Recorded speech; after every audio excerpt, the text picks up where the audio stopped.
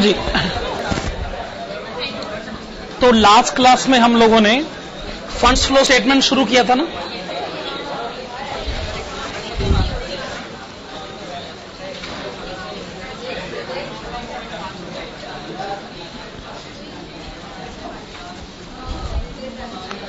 Okay, listen please.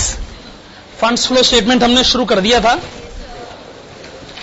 Funds flow statement का बस pro forma ही बनाया था और मैंने आपको कहा भी था कि मोस्ट इंपॉर्टेंट कैलकुलेशन कौन सी होगी? Funds from operations. हां, तो आइए हेडिंग डालें।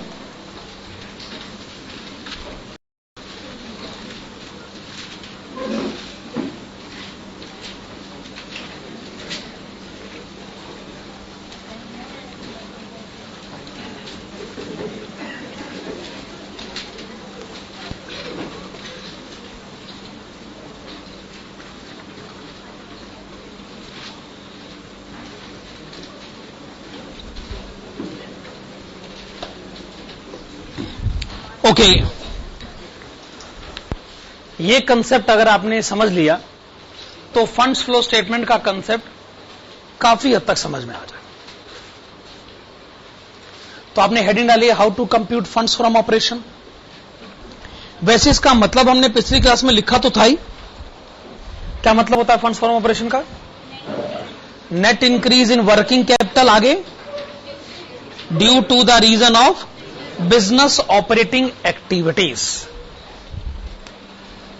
तो एक काम करते हैं, जिस तरीके से मैं लिख रहा हूं आप भी एकदम इसी तरीके से लिखिएगा, बिना किसी चेंज के। जैसे मैं लिख रहा हूं आप भी वैसे लिखें।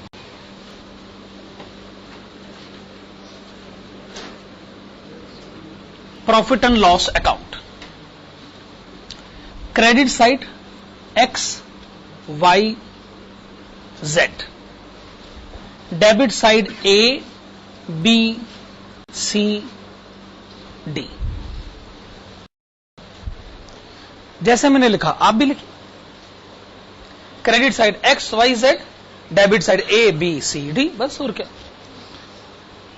कोई बहुत ज्यादा मुश्किल शब्द तो मैंने इस्तेमाल भी नहीं करा। X Y Z A B C D. अब आप लिखिएगा एक्स। एक्स का मतलब लिखेगा such type of income, such type of income which is related to, such type of income which is related to operating activities, which is related to operating activities, and which has also resulted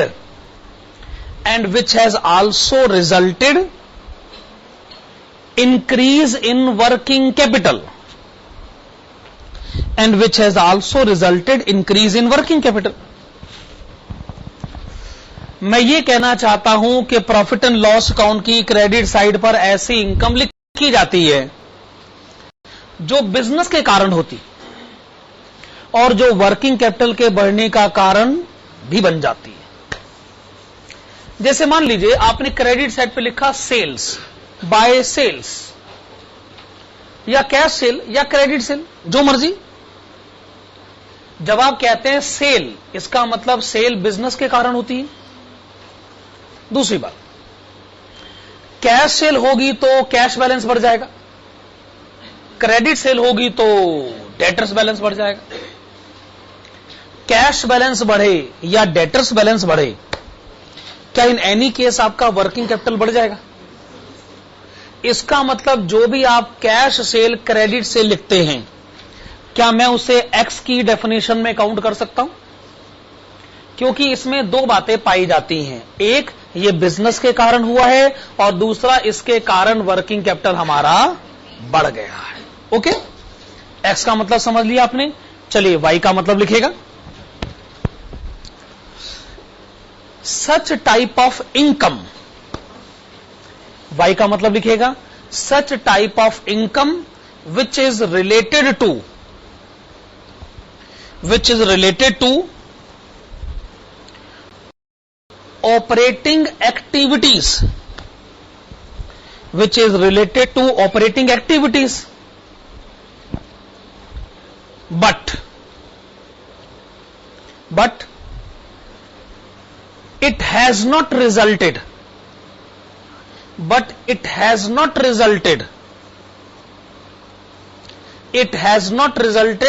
increase in working capital.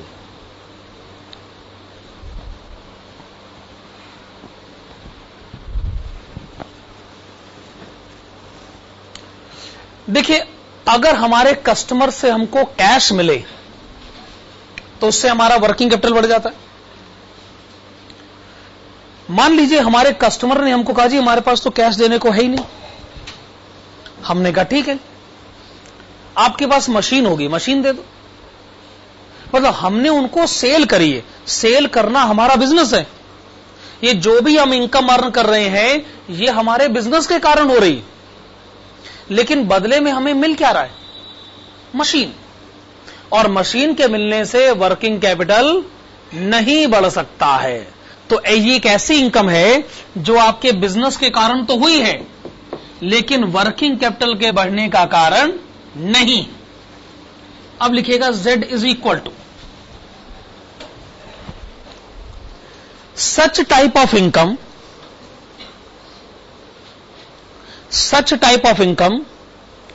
which is not related, such type of income which is not related to operating activities, which is not related to operating activities, but it has resulted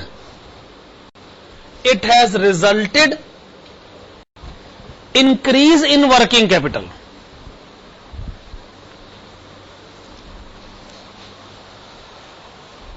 मान लीजिए हमको dividend मिला, हमें interest मिला, हमने property खरीद ली थी, उस पर हमें रेंट मिला। ये कोई हमारा बिजनेस थोड़ी है। डिविडेंड रिसीव करना, इंटरेस्ट रिसीव करना, रेंट रिसीव करना, ये कोई हमारा बिजनेस थोड़ी है। इसका मतलब ये जो इनकम है, ये इनकम आपको बिजनेस के कारण नहीं हुई है, लेकिन इनसे कैश तो मिला है। और कैश के मिलने से, कैश बैलेंस बढ़ने से, करंट एसेट के बढ़ने से वर्किंग कैपिटल बढ़ा तो है।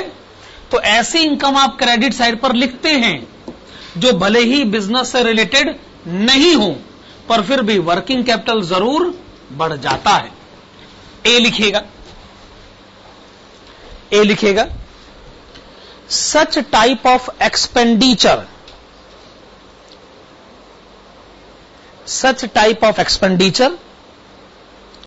which is related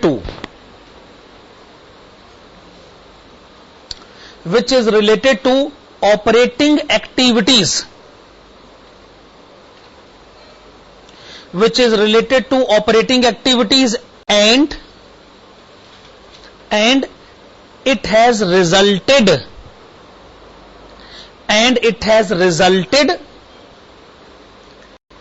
decrease in working capital.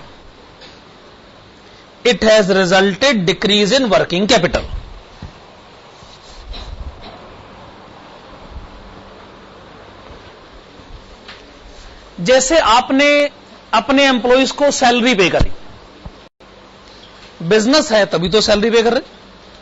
इसका मतलब ये जो एक्सपेंडिचर है ये आपके बिजनेस के कारण है। अच्छा, अगर सैलरी पे करी तो बैंक बैलेंस कम हो गया, बैंक बैलेंस कम हो गया तो वर्किंग कैपिटल कम हो गया। और अगर आपने सैलरी नहीं पे करी तो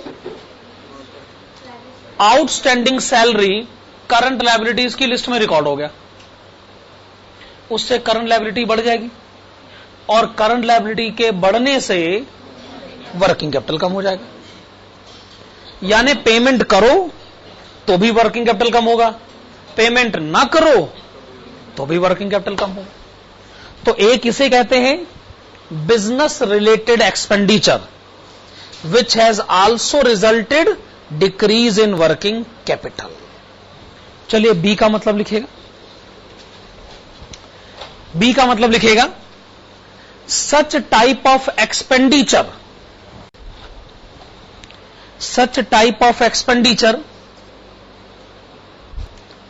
which is related to, such type of expenditure which is related to operating activities, such type of expenditure which is related to operating activities but it has not resulted, it has not resulted decrease in working capital, it has not resulted decrease in working capital.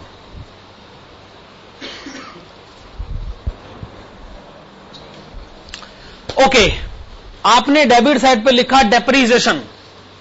Depreciation business related expenditure है। अरे business है तभी तो depreciation है, लेकिन depreciation की वजह से वर्किंग कैपिटल कम नहीं होता। वर्किंग कैपिटल एसेट साइड में से फिक्स्ड एसेट में से माइनस करके बताया जाता है। क्या वर्किंग कैपिटल कभी करंट एसेट में से माइनस, क्या डेप्रीसिएशन कभी करंट एसेट में से माइनस करके बताया गया? तो डेप्रीसिएशन वो एक्सपेंडिचर है जो बिजनेस से रिलेटेड है लेकिन वर्किंग कैपिटल से रिलेटेड नहीं है, उसको हम कहते हैं बी। अब लिखिएगा C, such type of expenditure, such type of expenditure which is not related, which is not related to operating activities, which is not related to operating activities,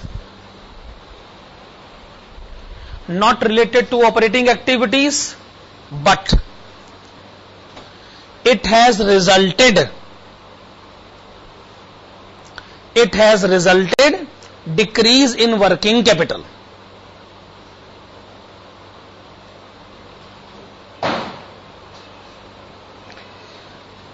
अगर आप लिखोगे डेबिट साइड पे डिविडेंड पेड, तो dividend pay करना आपका business थोड़ी है, लेकिन डिविडेंड की पेमेंट के कारण कैश बैलेंस जरूर कम हो जाता। इसका मतलब ऐसे एक्सपेंसेस होते हैं जो बिजनेस से रिलेटेड नहीं होते लेकिन वर्किंग कैपिटल हमारा जरूर कम करवा देते। और लास्ट में लिखेगा डी। डी का मतलब है net profit during the year.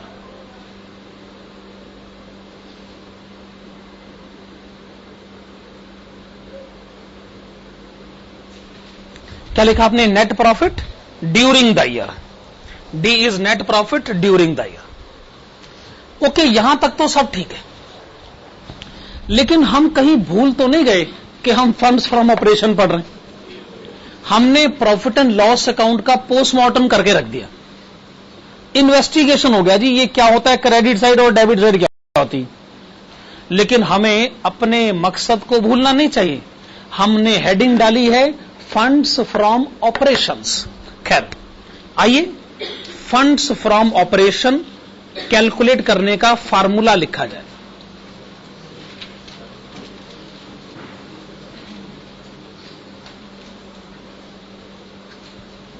और आप लिखेंगे funds from operations is equal to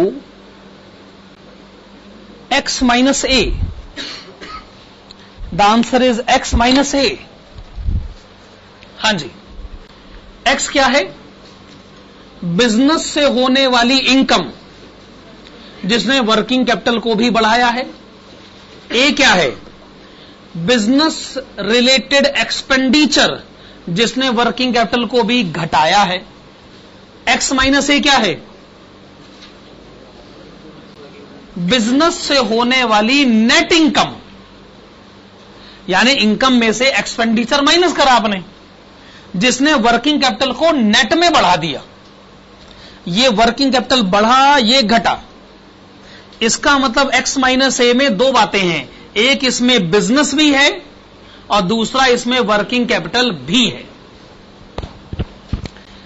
y और z में कोई एक कमी तो पाई जाती है, या तो y z में बिजनेस नहीं है या y z में वर्किंग कैपिटल नहीं।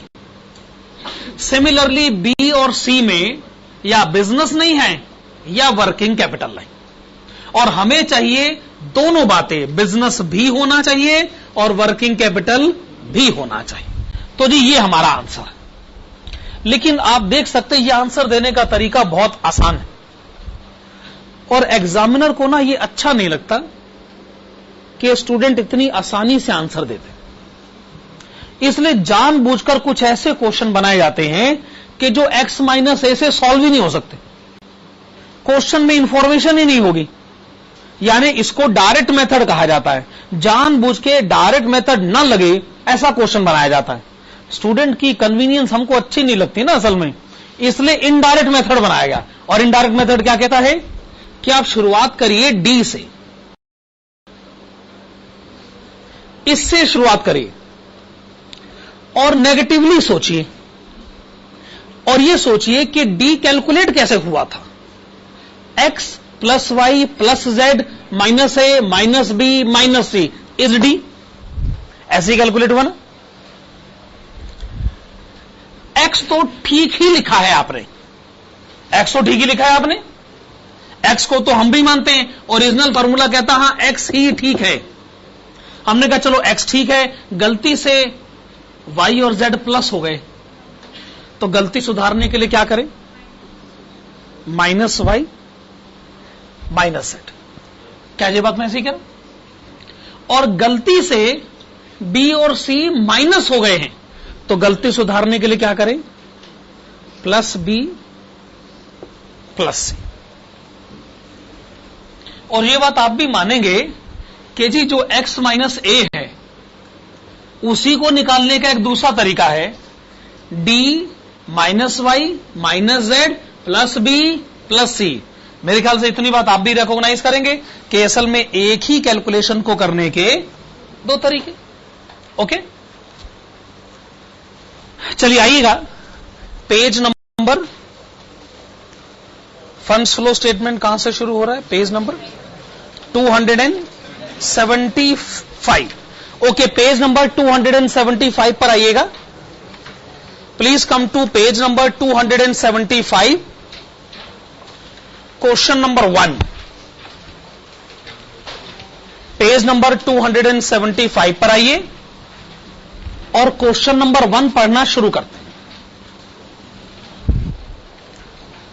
From the following information, from the following income statement of ABC and company, determine funds from operations by various methods। आपको profit and loss account given है, आप profit and loss account की details पढ़ लीजिए, जितनी भी बातें लिखी हुई हैं आप उनको एक बार पढ़ लीजिए। और वो हमको ये कह रहे हैं कि आप फंड्स फ्रॉम ऑपरेशन जितने भी तरीकों से कैलकुलेट करना जानते हो वो सारे तरीके एडॉप्ट करके बताइए।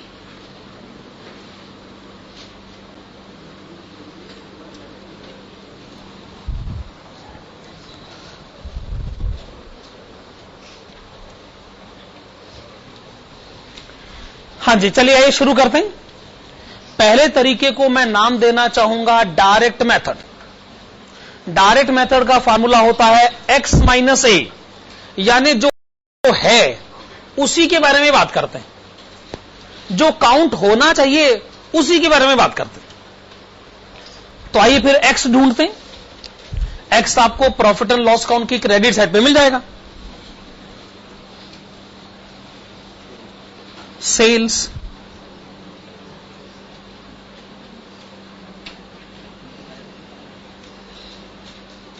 $4,20,000,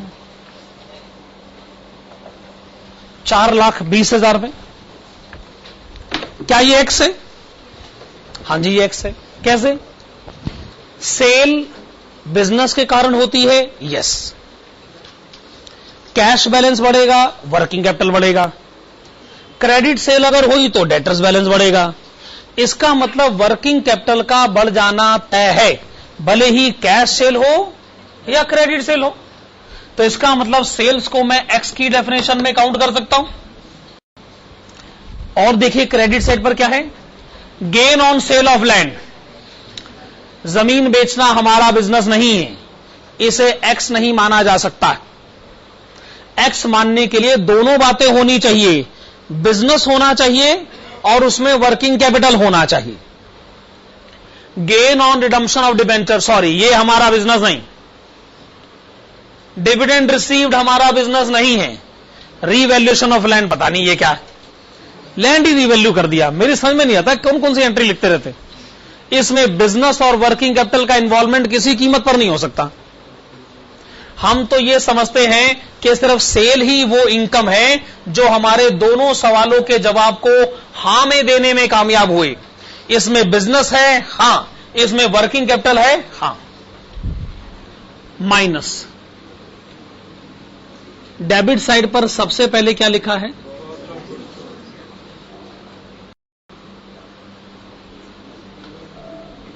कॉस्ट ऑफ गुड्स सोल्ड होता ही क्या है, यही ना, ये मटेरियल का खर्चा, लेबर का खर्चा, डायरेक्ट एक्सपेंसेस, यही सब कॉस्ट ऑफ गुड्स सोल्ड होता है। Obviously cost of goods sold business related है और या तो इसकी पेमेंट हुई होगी या नहीं हुई होगी, उससे कोई फर्क नहीं पड़ता। वर्किंग कैपिटल तो कम हो ही जाता है। पेमेंट करो तो भी वर्किंग कैपिटल कम हो जाता है, पेमेंट ना करो तो भी वर्किंग कैपिटल कम हो जाता है। कितना है वैसे cost of goods sold, 2 lakh रुपए।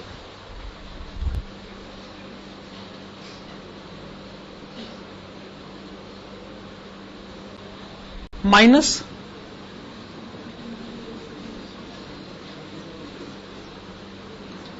Operating expenses. ऑपरेटिंग एक्सपेंसेस कितने, 40,000। ऑपरेटिंग एक्सपेंसेस का मतलब है बिजनेस रिलेटेड एक्सपेंसेस।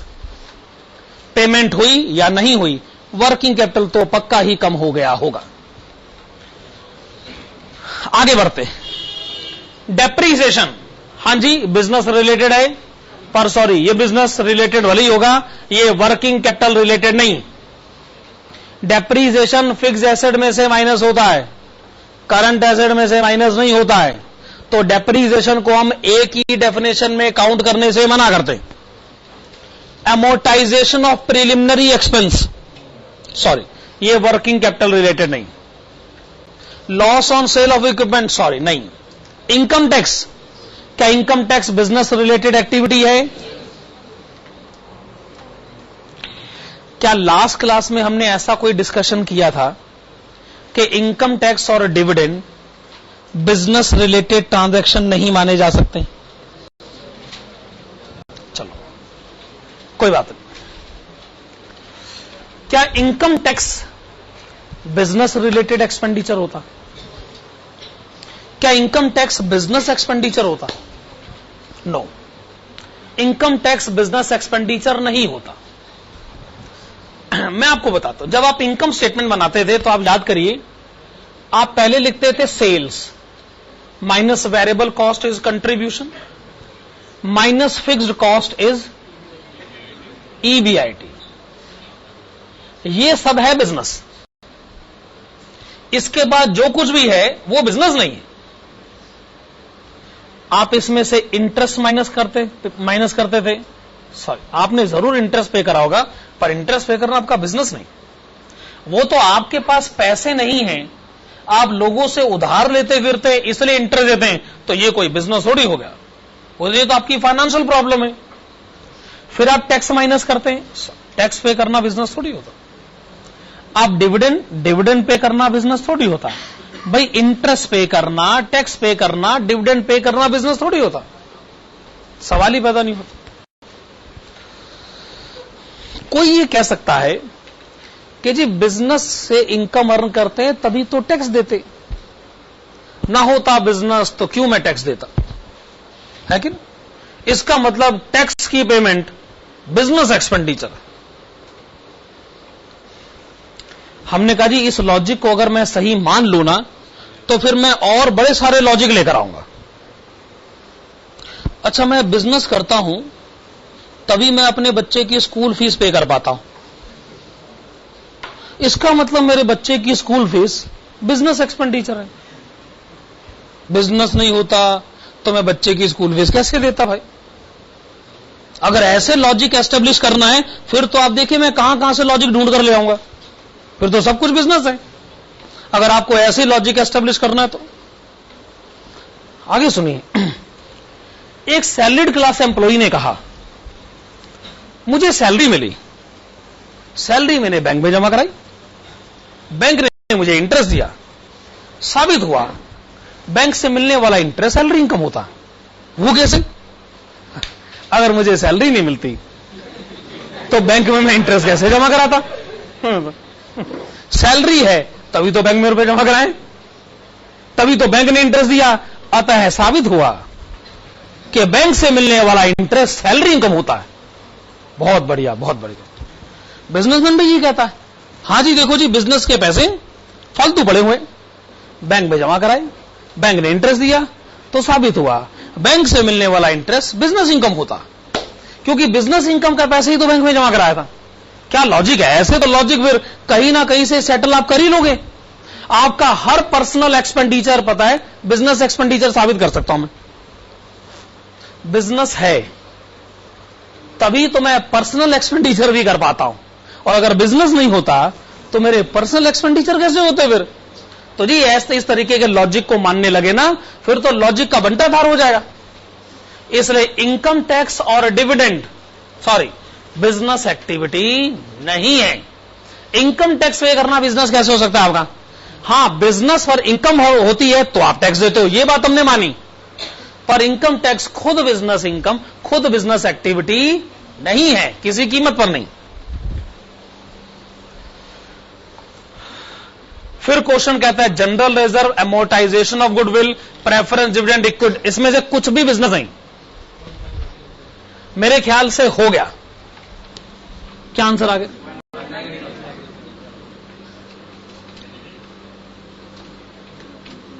$1,80,000 के सामने लिखेगा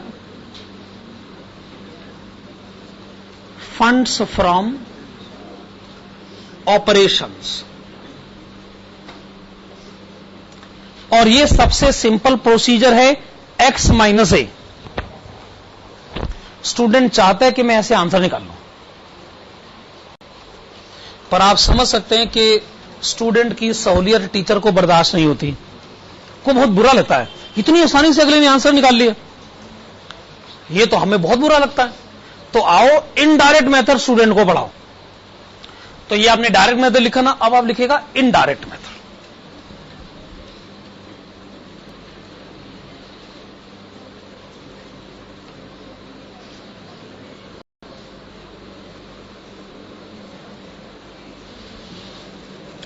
इनडायरेक्ट मेथड जो है वो आपकी नेगेटिव सोच का परिणाम है। नेगेटिवली सोचता, कहता जी जो गलतियां हो गई है ना, आओ उन गलतियों को सुधारते। ये पॉजिटिवली बातों को सोचता है। ये कहता है जो है वो लिखो, ये कहता है जो नहीं होना चाहिए था ना उनको ठीक कर दो। Net profit during the year,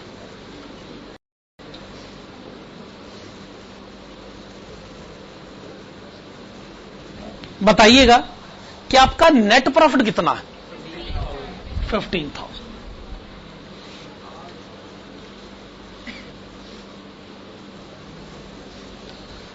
$15,000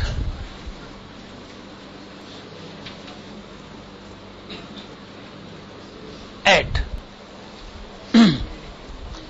जब आप नेट प्रॉफिट कैलकुलेट कर रहे थे तब ए बी सी डी नाम के एक्सपेंसेस माइनस हुए थे। क्या मैं सही करूं? ए तो आपने ठीक ही माइनस किया था, ए ठीक था, पर ए के अलावा जो कुछ भी है वो सब गलत है, उनको वापस प्लस कर दो। ए को छोड़ देना बस, बाकी सारे गलत हैं, उनको ठीक करो। नंबर 1 डेप्रीसिएशन, नंबर 1 लिखिएगा डेप्रिसिएशन ₹30,000।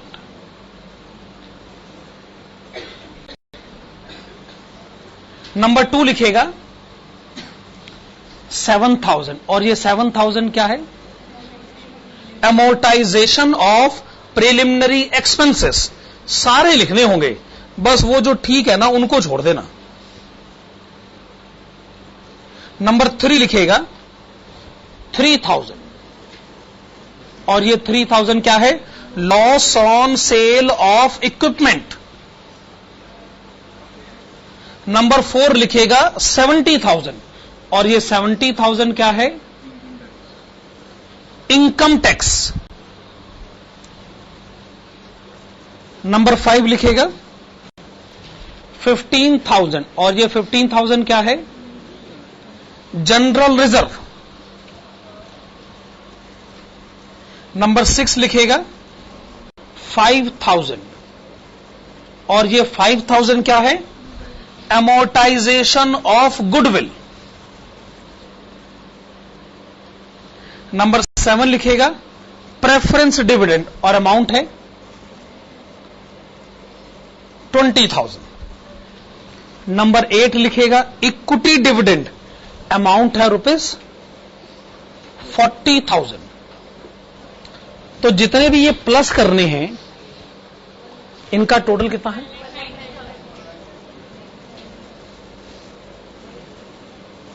1,90,000। ये सारे प्लस करने वाले हैं।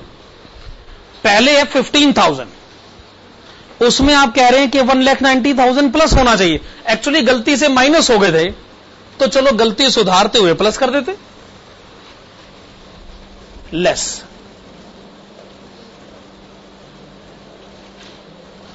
नंबर 1, सिमिलरली आपने जो इनकम लिखी थी उसमें बस एक ही सही इनकम थी, सेल। बाकी सारी इनकम आपने गलत रखी, वो सब आप माइनस करें। Gain on sale of land ₹5,000। Number 2 जो आपको माइनस करना है वो लिखेगा gain on redemption of debentures ₹1,000। Gain on redemption of debentures 1,000। Number 3 जो आप माइनस करेंगे वो है 4,000 dividend received. 4,000 dividend received. Number 4 लिखेगा रीवैल्यूएशन ऑफ लैंड 15,000। तो जो आप माइनस करना चाहते हैं उसका टोटल है 25,000।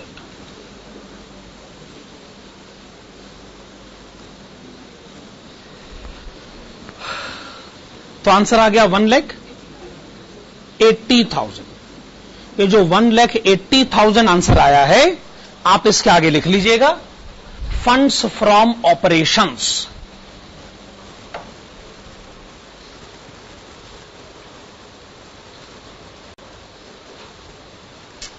ठीक है, ये मेथड भी ठीक है। डायरेक्ट मेथड भी हो गया, इनडायरेक्ट मेथड भी हो गया। एक और मेथड है, एक और तीसरा मेथड है, और वो सबसे ज्यादा अडॉप्ट किया जाता है, सबसे ज्यादा किताबों में है, सबसे ज्यादा स्टूडेंट उस मेथड को अडॉप्ट करते हैं, सबसे ज्यादा टीचर उस मेथड को पढ़ाते हैं। मोस्ट पॉपुलर मेथड उसकी हेडिंग डालेगा, उसकी हेडिंग है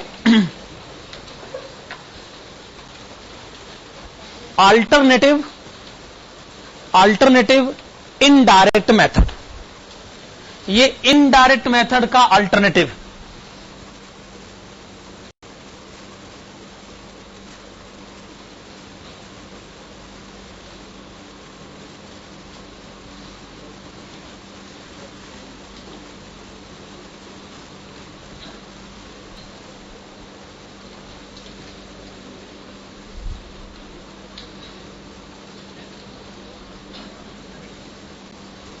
इसके लिए एक अकाउंट बनाना पड़ता है।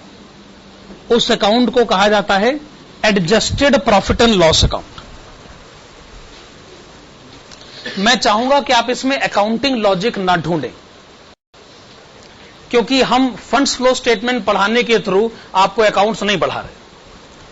मतलब ये left hand side right hand side के लॉजिक को ढूंढिए, डेबिट क्रेडिट के लॉजिक को मत ढूंढिएगा। डेबिट क्रेडिट एक्चुअली मुझे खुद भी नहीं आता ना, इसलिए स्टूडेंट को मैं पढ़ा नहीं पाता हूं। तो adjusted profit and loss account बनाया जाए। इसका प्रोसीजर क्या है?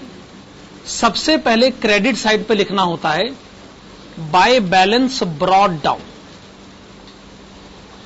और इसका मतलब यह है कि जब यह साल शुरू हुआ तो कितना प्रॉफिट आप पहले से कमा चुके थे, कहीं ना कहीं लिखा होगा। ₹55,000। ये 55,000 का प्रॉफिट आपने इस साल नहीं कमाया है या पहले से कमा चुके थे। फिर आप डेबिट साइड पर सबसे नीचे लिखेगा to balance carried down. Closing balance कितना गिवन है? 70,000। ये साल खत्म होते होते total profit and loss account का बैलेंस 70,000 हो चुका है। ये बताइएगा 55,000 और 70,000 में कितना फर्क होता? 15,000। और वो 15,000 क्या है? इस साल कमाया गया प्रॉफिट। ये रहा 15,000। इनडायरेक्ट मेथड कहता है 15,000 से शुरुआत करें। हमने 15,000 से शुरुआत कर दी। अगर इधर लिखोगे 70,000, इधर लिखोगे 55,000, बैलेंस कितना हुआ? इसका मतलब आपकी डेबिट साइड 15,000 ज्यादा है। क्या ये बात मैं सही कह रहा हूं? आपकी डेबिट साइड 15,000 ज्यादा है। हमने 15,000 से शुरुआत कर दी, 70,000 में से 55,000 गए, 15,000। ओके, ये सारे अमाउंट आपको प्लस करने। अगर मैं ये सारे अमाउंट यहां डेबिट साइड पे लिख दूं तो क्या ये प्लस हो जाएंगे? आप समझिए 70 माइनस 55 लिखा है 15,000। अगर ये सारे अमाउंट मैं यहां लिख देता हूं तो क्या वो इसमें प्लस नहीं हो जाएंगे? और माइनस करने वाले अमाउंट मैं यहां लिख दूंगा, वो माइनस हो जाएंगे। फिर एक बैलेंस आ जाएगा, वो होगा फंड्स फ्रॉम ऑपरेशन। ठीक है, करें शुरू। चलो भाई, सबसे पहले लिखेगा टू डेप्रीसिएशन।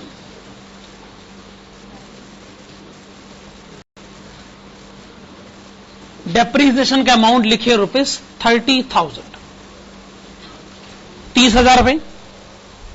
आपने लिखा टू डेप्रीसिएशन 30,000। फिर आप लिखेगा 7,000। चलिए 7,000 लिखेगा to amortization of preliminary expenses. आपने लिखा 7,000 to amortization of preliminary expenses. फिर लिखेगा 3,000। 3,000 क्या है? To loss on sale of equipment. To loss on sale of equipment 3,000।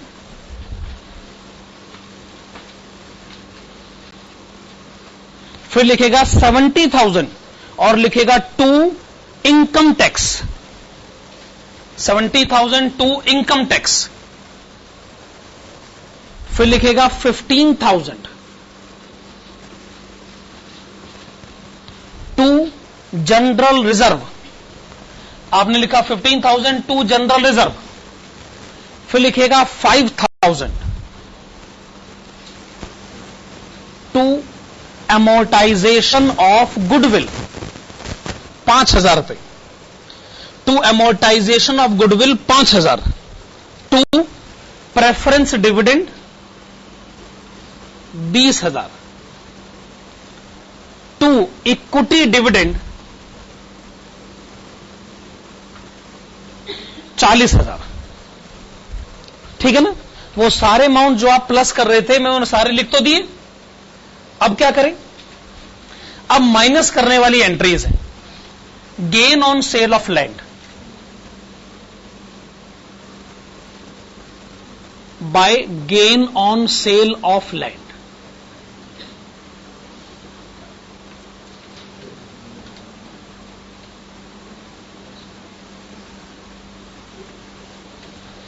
फिर लिखेगा 1000 और ये आप लिखेगा by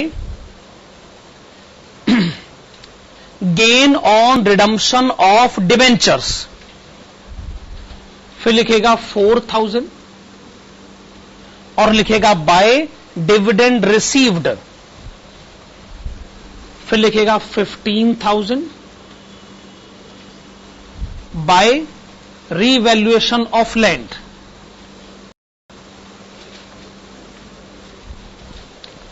credit side by balancing figure funds from operations, by funds from operations कितना 1,80,000, 1,80,000 रुपए। आपने लिखा by funds from operations rupees 1,80,000। Okay, ये तरीका ज्यादातर स्टूडेंट्स को इसलिए अच्छा लगता है क्योंकि ये अकाउंट है। अकाउंट बनाना स्टूडेंट को अच्छा लगता है, सीधी सी बात। इसमें क्या गड़बड़ है, इसमें ना सारे प्लस वाले इकट्ठे लिखने पड़ते हैं, तो सारे इकट्ठे करने पड़ते हैं। इसमें क्या, जो जहां पता चला लिखा। जैसे आपको डेप्रीसिएशन पता चला, चलो डेप्रीसिएशन लिखो। क्रेडिट वाली एंट्री, चलो क्रेडिट वाली एंट्री लिख दो। इसका मतलब ये अकाउंट बनाना बड़ा कन्वीनियंट है। हालांकि ये अकाउंट बनाना इलॉजिकल है पर कन्वीनियंट है। इलॉजिकल कैसे? ये account accounting point of view से सोचा जाए तो एकदम गलत है। अगर मान लो जी मैंने गलती से कोई एंट्री डेबिट साइड पे लिख दी है, तो क्या उसको सुधारने के लिए आप उसे दोबारा डेबिट साइड पे लिखना चाहोगे? ये सारी एंट्री गलती से डेबिट साइड पे लिखी गई और आपने सुधारने के लिए उनको फिर डेबिट साइड पे लिख दिया। पर मेरी समझ में नहीं आता कि अपने अकाउंटिंग माइंड को आप क्या कभी आराम नहीं देते हो? जब देखो अकाउंटिंग माइंड की टेस्टिंग शुरू कर देते हो। अरे भाई कुछ बातें ऐसे ही सुन लिया करो, ऐसे ही समझ लिया करो। मैं आपको प्लस माइनस सिखा रहा हूं, आप डेबिट क्रेडिट के फेर में पड़ गए। मैं आपको क्या कह रहा हूं, 70 माइनस 55 रहा 15। आओ ये सब प्लस करें, आओ ये सब माइनस करें। मैं तो प्लस माइनस सिखा रहा हूं, आप क्यों डेबिट क्रेडिट सीखना चाहते है कि नहीं? ये है फंड्स फ्रॉम ऑपरेशन कैलकुलेट करने के 3 तरीके। आइए क्वेश्चन नंबर 2 पढ़ना शुरू करते हैं। Please come to question number 2। Calculate funds from operations by preparing adjusted profit and loss account. अब कोई ऑप्शन नहीं है, उन्होंने कहा adjusted profit and loss account बनाइए फ्रॉम द फॉलोइंग। चलिए अकाउंट की डिटेल्स आप पढ़ लीजिए, फिर हम बनाना शुरू करते हैं।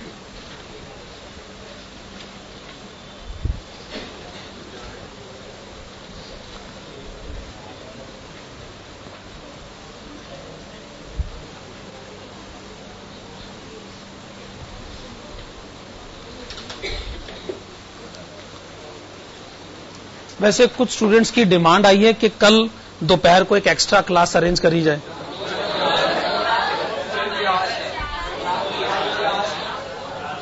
मतलब कुछ स्टूडेंट्स कह रहे हैं, इसलिए मैंने सोचा आप लोगों से पूछ लूं। दोपहर को 1 बजे से लेके 4 बजे के बीच में। अच्छा चल ठीक है। एक्चुअली कुछ स्टूडेंट्स कह रहे थे तो मैंने सोचा पूछ लेता हूं। आप सब लोग अगर तैयार हो जाते तो एक क्लास रख लेते। ओके ओके चलो कोई बात, रहने देते। हाँ चलो क्वेश्चन तो पढ़ो आप भाई, क्वेश्चन तो पढ़ो भाई। बस पूछ लिया मैंने, कौन सा गलत काम किया, पूछा ही तो है।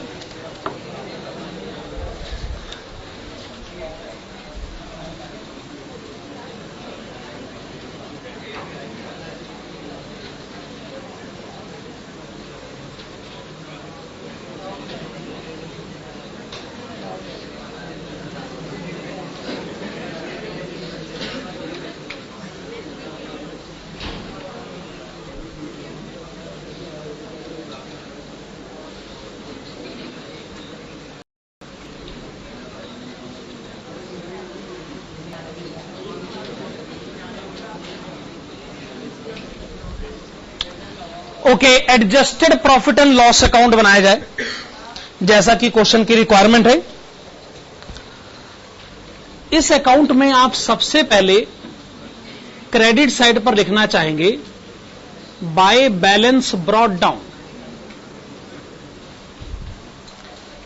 जब ये साल शुरू हुआ तो कितना प्रॉफिट आप पहले से कमा चुके थे? 1 लाख रुपए।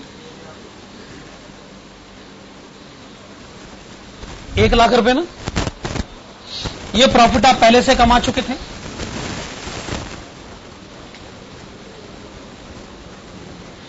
अब ये बताइए, जब ये साल खत्म हुआ तो प्रॉफिट एंड लॉस अकाउंट का क्लोजिंग बैलेंस कितना हो चुका है? आपने बताया 1,19,000। इस साल प्रॉफिट कमाया गया है 19,000। ओपनिंग बैलेंस 1 लाख था, तो क्लोजिंग बैलेंस हो गया 1,19,000। ओके, 1,19,000 ना। मैं समझता हूं कि मैंने 1,19,000 नहीं लिखा है, मैंने 19,000 लिखा। अगर इधर 1,19,000 है, इधर 1 लाख है, इसका मतलब मैंने 19,000 ही तो लिखा है। ओके, जब हम originally profit and loss account बना रहे थे तो क्या हुआ था? क्रेडिट साइड पर XYZ लिखा गया, डेबिट साइड पर A, B, C और D लिखा गया। समझ लीजिए हमने D से शुरुआत कर दी और हम ये कह रहे कि देखो भाई, जो तुमने X और A लिखा है इसको तो हम कुछ नहीं कहेंगे, पर जो Y और Z नाम की इनकम लिखे ना, हम इनको छोड़ेंगे नहीं। सिमिलरली B और C नाम के जो खर्चे लिखे, हम इनको भी नहीं छोड़ेंगे। हम इनकी रेक्टिफिकेशन एंट्री पास करेंगे। अगर कोई एक्सपेंडिचर गलत हो गया है तो हम डेबिट साइड पर उस गलती को लिखकर सुधारेंगे। कोई इनकम गलत हो गई है तो क्रेडिट साइड पर लिखकर हम उस गलती को सुधारेंगे। ओके, पर उसके लिए बड़ी बात यह है कि मुझे यह मालूम होना चाहिए कि A क्या है और X क्या है कि नहीं? क्योंकि मुझे X और A को नहीं सुधारना है, मुझे X के अलावा और A के अलावा बाकी एंट्रीज को सुधारना है। ओके, तो शुरू करें फिर। डेबिट साइड, सबसे पहले ऑफिस एक्सपेंडिचर। ओके, 2 सवालों के जवाब अगर हां में आ जाएं तो इसका मतलब ये सही है, तो वो A है, तो उसको छोड़ दो, उसको माफ कर दो, वो ठीक है। पहला सवाल, क्या ये बिजनेस रिलेटेड एक्सपेंडिचर है? आपका जवाब है हां, office expenditure business related expenditure है। दूसरा सवाल, क्या ये वर्किंग कैपिटल रिलेटेड है? यस। या तो ये पे होगा या ये पेड नहीं होगा। पेड होगा तो बैंक बैलेंस कम होगा, नॉट पेड होगा तो आउटस्टैंडिंग लायबिलिटी बढ़ेगी, तो वर्किंग कैपिटल को ये कम करके रहेगा। इसका मतलब जो ऑफिस एक्सपेंस लिखा है वो ठीक लिखा है, वो ठीक है, तो छोड़ो फिर उसको। जो एक्सपेंडिचर ठीक है आप उसको सुधार कैसे सकते हो? मैं कह रहा हूं गलतियां सुधारो, तो पता तो चले गलती है भी कि नहीं। ओके, दूसरा एक्सपेंडिचर सेलिंग एक्सपेंस। पहला सवाल, क्या बिजनेस रिलेटेड है? हां। क्या वर्किंग कैपिटल रिलेटेड है? हां। छोड़ दो इसको, ये ठीक लिखा हुआ है। Provision for doubtful debts and bad debts, दोनों के बारे में बात करते हैं। Provision for doubtful debts and bad debts, पहला सवाल, क्या यह बिजनेस रिलेटेड है? आपका जवाब है हां। आपका जवाब है हां। मतलब बिजनेस है तो ही तो बैड डेब्ट्स है। देखो, क्रेडिट सेल, जिनको हमने क्रेडिट सेल करी है वो हमें पैसे नहीं दे रहे, उसी को बैड डेब्ट्स बोलते हैं। क्या यह बात साबित होती है कि बैड डेब्ट्स का रिलेशन कस्टमर्स के साथ है, और जो रिलेशन कस्टमर के साथ एस्टेब्लिश होता है वो बिजनेस रिलेटेड एक्टिविटी माना जाता है। कस्टमर्स हैं तो क्रेडिट सेल्स हैं, क्रेडिट सेल है तो बैड डेब्ट्स है। So bad debts is a business related activity. दूसरे सवाल का जवाब दीजिए, क्या ये वर्किंग कैपिटल को कम करता है? यस, क्योंकि ये एसेट साइड में से डेटर्स में से कम होता है।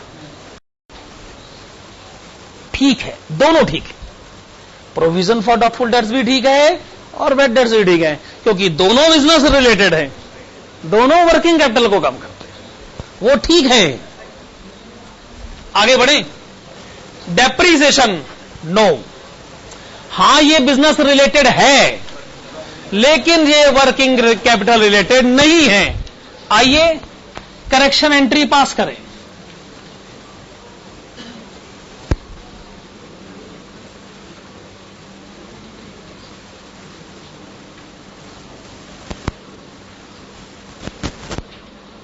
To depreciation. आगे बढ़िए। Loss on sale of machine, ये बिजनेस रिलेटेड नहीं है।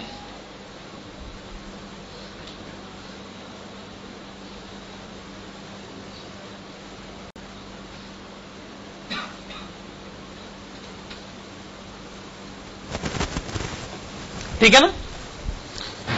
Goodwill amortized 10,000, goodwill business related है, यह बात सही है, गुडविल बिजनेस रिलेटेड है, पर गुडविल वर्किंग कैपिटल रिलेटेड नहीं है। बिजनेस रिलेटेड है, बिजनेस है, गुडविल है भाई, पर गुडविल को अमोर्टाइज करने का रिलेशन वर्किंग कैपिटल से नहीं है। Similarly preliminary expenses return of, preliminary expenses working capital related नहीं है।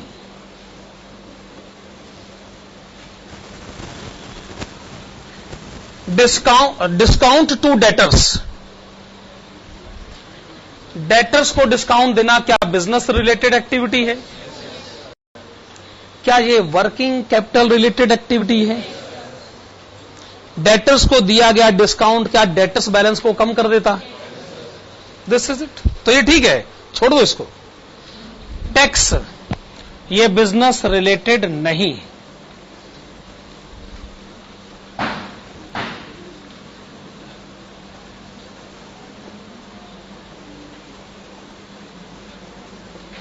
आगे बढ़िए। रिजर्व, रिजर्व क्रिएट करना बिजनेस रिलेटेड एक्टिविटी नहीं। प्रोपोज डिविडेंड, इंटरिम डिविडेंड, किसी भी तरीके का डिविडेंड बिजनेस रिलेटेड एक्टिविटी नहीं।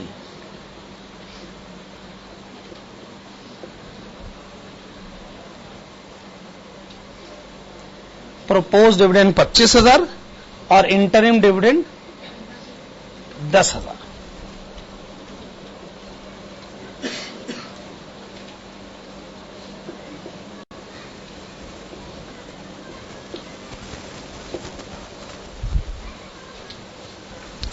क्रेडिट साइड पर आइए। Profit on sale of land and building, क्या आप इसे एक्स मानते हैं? नो, क्योंकि लैंड बिल्डिंग बेचना बिजनेस रिलेटेड इनकम नहीं।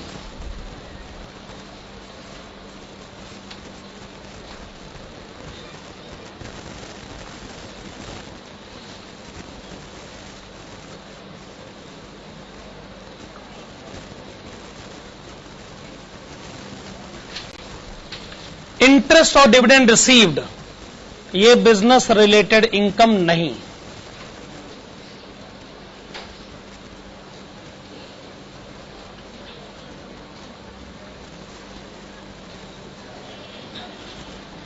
Interest and dividend received 1,000। आगे बताइए। रिफंड ऑफ इनकम टैक्स, ये भी बिजनेस रिलेटेड इनकम नहीं।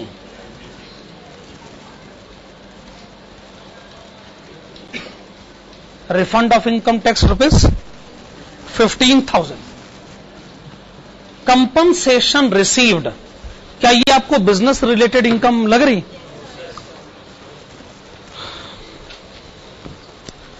बड़ी बात है, कंपनसेशन मिलना बिजनेस रिलेटेड इनकम हो गई। अच्छा, किस कंटेक्स्ट में कंपनसेशन मिला ये बताइए। नेचुरल कैलेमिटीज का एग्जाम्पल लोगे फिर तो पक्का बिजनेस रिलेटेड इनकम नहीं। अगर आपको किसी ऐसे रीजन से कंपनसेशन मिला है तो क्या ये बिजनेस रिलेटेड रिसिप्ट हो गया?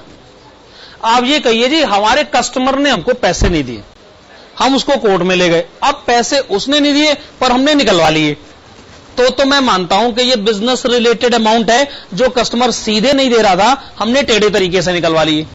लेकिन अगर आप माने कि जैसा ये कह रहे हैं कि जी कोई नेचुरल कैलेमिटी का कंपनसेशन मिला है, कोई डैमेजेस का अमाउंट मिला है, तो मैं इसे बिजनेस रिलेटेड कैसे मान सकता हूं? मैं कहता हूं नेचुरल कैलेमिटी जिस मर्जी एक्सट्रीम पर ले जाइए, अगर आपको आपके स्टॉक का पैसा मिला तो ही तो बिजनेस इनकम मानी जा सकती है ना। मान लीजिए जी बिल्डिंग डिस्ट्रॉय होगी, इस बात का पैसा मिल गया, तो ये कैसे बिजनेस रिलेटेड इनकम? अगर तो कंपनसेशन स्टॉक का मिला है और स्टॉक में आप डील करते हैं, स्टॉक आपका बिजनेस है, तो ये बिजनेस रिलेटेड इनकम है। पर अगर आप कहते हो नहीं स्टॉक का पैसा थोड़ी मिला, ये तो ऐसे ही मिल गया बस, तो आप इसे फिर बिजनेस रिलेटेड नहीं मान सकते। बाय कंपनसेशन रिसीव्ड, मैं इसे बिजनेस रिलेटेड नहीं मान रहा हूं। निसंदेह, हाँ, ये मेरा एजम्पशन है कि जी मुझे कंपनसेशन मुझे अदर रीजंस की वजह से मिली, ठीक है ना। आप भी अगर लिखोगे तो आप भी एजम्पशन ही लिखोगे। अब बताइए डिस्काउंट रिसीव्ड फ्रॉम सप्लायर्स, हां जी, हाँ देखो जैसे हमारे डेटर हैं कि जिनको हम सामान बेचते हैं, वैसे हमारे क्रेडिटर है कि जिनसे हम सामान खरीदते हैं। अगर डेटर्स के साथ रिलेशनशिप बिजनेस एक्टिविटी है तो क्रेडिटर्स के साथ रिलेशनशिप भी तो बिजनेस एक्टिविटी है। हम अगर अपने कस्टमर को डिस्काउंट दे सकते हैं तो क्या हमारे क्रेडिटर हमें डिस्काउंट नहीं देंगे? तो इसका मतलब ये बिजनेस रिलेटेड एक्टिविटी है और इसकी वजह से क्रेडिटर्स बैलेंस कम हो जाता है, तो ये वर्किंग कैपिटल रिलेटेड एक्टिविटी भी है। ये ठीक लिखा है, इसको छेड़ने की जरूरत नहीं है। रेंट रिसीव्ड, रेंट मिलना बिजनेस रिलेटेड इनकम कैसे हो सकती? बाय रेंट रिसीव्ड 1000 रुपए,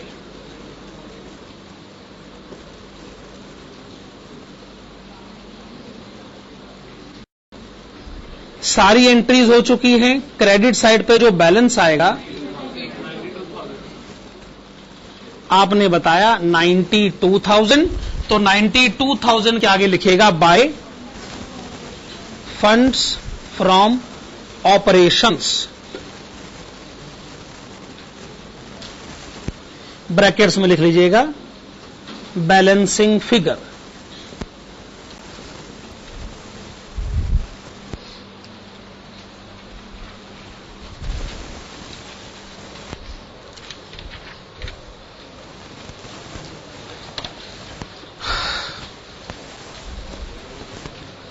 Please come to question number 4. Question number 4 पर आइएगा।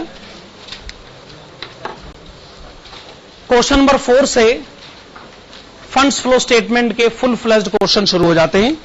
क्वेश्चन नंबर 3 हम बाद में करेंगे, पहले question number 4। Following are summarised balance sheet and income statement of Max company limited. तो आपके सामने बैलेंस शीट गिवन है, ओपनिंग भी और क्लोजिंग भी, लायबिलिटी साइड्स और एसेट साइड, नीचे इनकम स्टेटमेंट भी गिवन है। फिर नीचे क्वेश्चन कहता है you are required to prepare funds flow statement if original cost of equipment sold was ₹1,44,000, accumulated depreciation 96,000। देखो फंड्स फ्लो स्टेटमेंट तो बनानी ही है, वो हम कब मना कर रहे हैं, पर क्यों ना पहले हम कैलकुलेट कर ले फंड्स फ्रॉम ऑपरेशंस।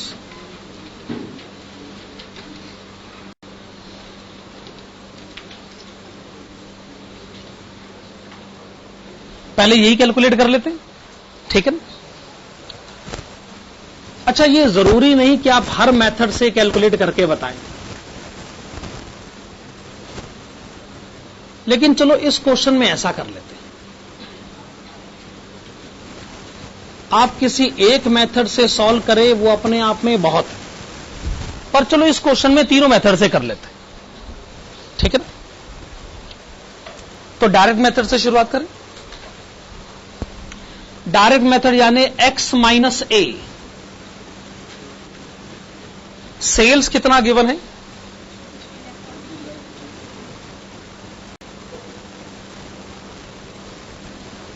₹50,40,000। क्या ये x है? यस, ये x है। ये बिजनेस रिलेटेड इनकम है, ये वर्किंग कैपिटल रिलेटेड भी है। कोई और इनकम बताएं। एक इनकम और है, profit on sale of equipment, पर सॉरी ये बिजनेस रिलेटेड इनकम नहीं, हम इसे बिजनेस रिलेटेड इनकम नहीं मानते, इसे एक्स नहीं माना जा सकता, तो एक्स बस यही है। चलो भी ए माइनस करते हैं। कॉस्ट ऑफ सेल्स, हां ये बिजनेस रिलेटेड एक्सपेंस है और जरूर ये वर्किंग कैपिटल रिलेटेड भी होगा। 39,60,000।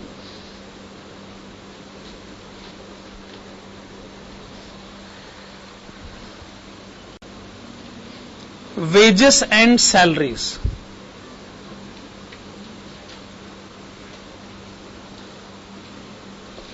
कितना है वैसे? 4,80,000।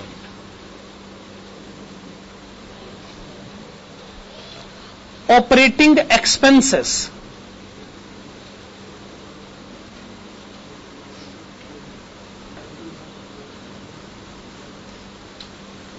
$3,09,600। 3,09,600। क्या टैक्स आप, टैक्स तो बिजनेस रिलेटेड नहीं है ना। बैड डेब्ट्स, हां बैड डेब्ट्स बिजनेस रिलेटेड है और वर्किंग कैपिटल रिलेटेड भी है। 400। एक और दे रखा है इनकम स्टेटमेंट में डिविडेंड, पर डिविडेंड बिजनेस रिलेटेड एक्टिविटी नहीं। 2 lakh,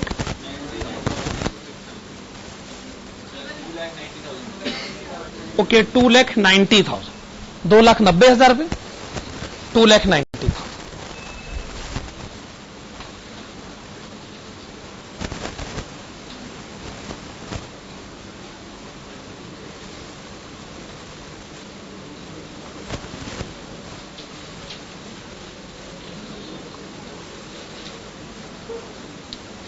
indirect method,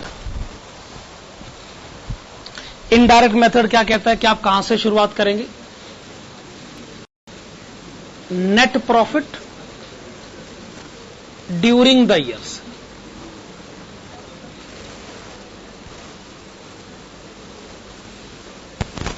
net profit during the year. तो आप मुझे बताएं net profit during the year, इस साल आपने कितना नेट प्रॉफिट कमाए? 24,000। ये 24,000 आपको कहां से पता चला? वो इनकम स्टेटमेंट की लास्ट इंफॉर्मेशन ही ये net profit during the year. क्या ये 24,000 आप मुझे कहीं और से भी बता सकते हैं? ठीक है, इनकम स्टेटमेंट में तो लिखा ही हुआ है, उस बात से हम इनकार नहीं कर रहे हैं, पर अगर आप बैलेंस शीट में जाएं, लायबिलिटी साइड पर प्रॉफिट एंड लॉस अकाउंट का जो ओपनिंग बैलेंस है और जो क्लोजिंग बैलेंस है, क्लोजिंग बैलेंस कितना है? 3,27,600 रुपए ओपनिंग बैलेंस।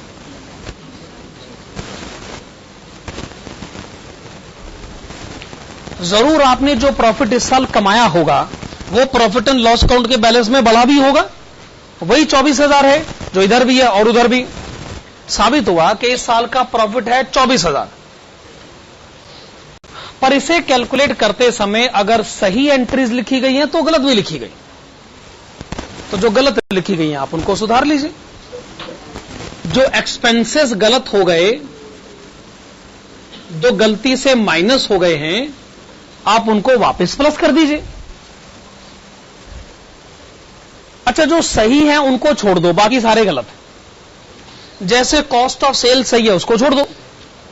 डेप्रिसिएशन गलत है, उसको आप पकड़ लो कि इसको वापस ऐड करना।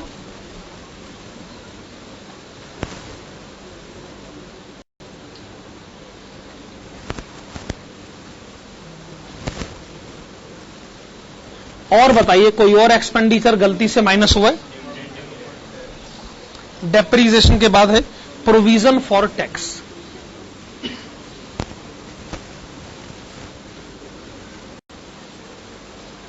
$26,000।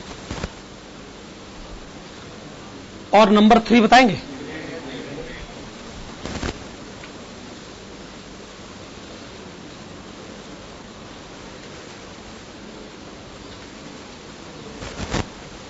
कितना डिविडेंड था वैसे?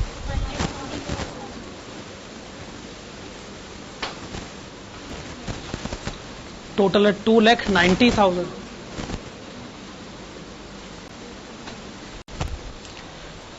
देखो जी, ये एक्सपेंसेस तो ठीक थे, इनको तो हमने कुछ नहीं कहा। ये 3 एक्सपेंसेस हमने गलत पाए, अकॉर्डिंगली हमने इनको प्लस करने का फैसला किया। सिमिलरली जो आपने सेल लिखी है वो इनकम तो आपने डी लिखी, उसके अलावा आपने कोई और इनकम लिखी है तो गलत बात है। Profit on sale of equipment 24,000।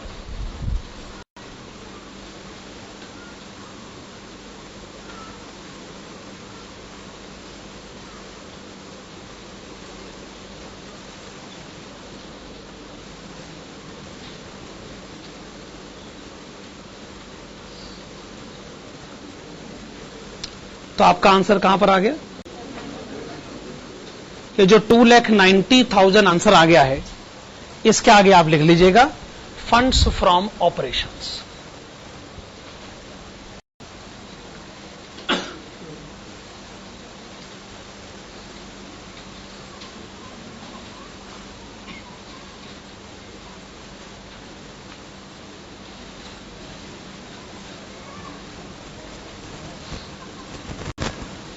Adjusted profit and loss account.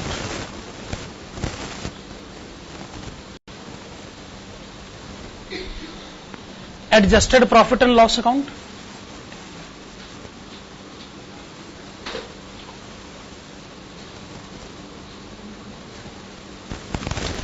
पहले आप मुझे ओपनिंग बैलेंस बताएं। 3,03,600 रुपए।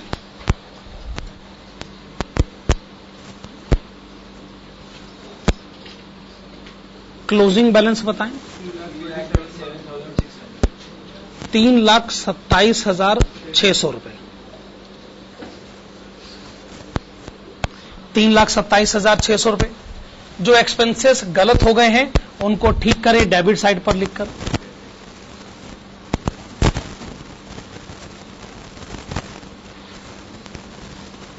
To depreciation 1,20,000। To provision for tax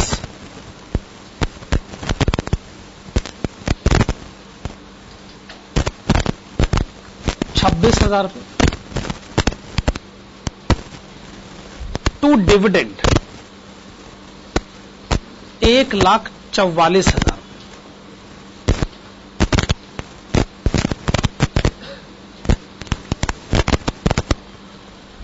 bye profit on sale of equipment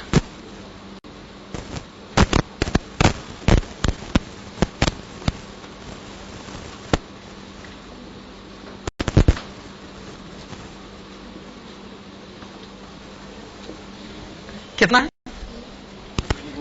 24,000। और credit side by funds from operations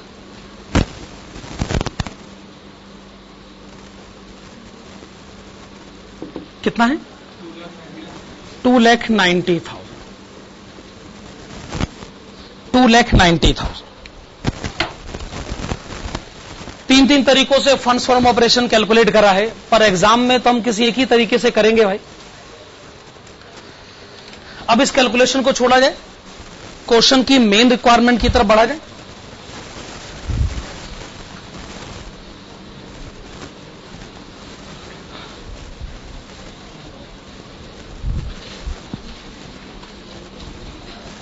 हाँ जी, चलिए आइए फंड्स फ्लो स्टेटमेंट बनाना शुरू करते हैं।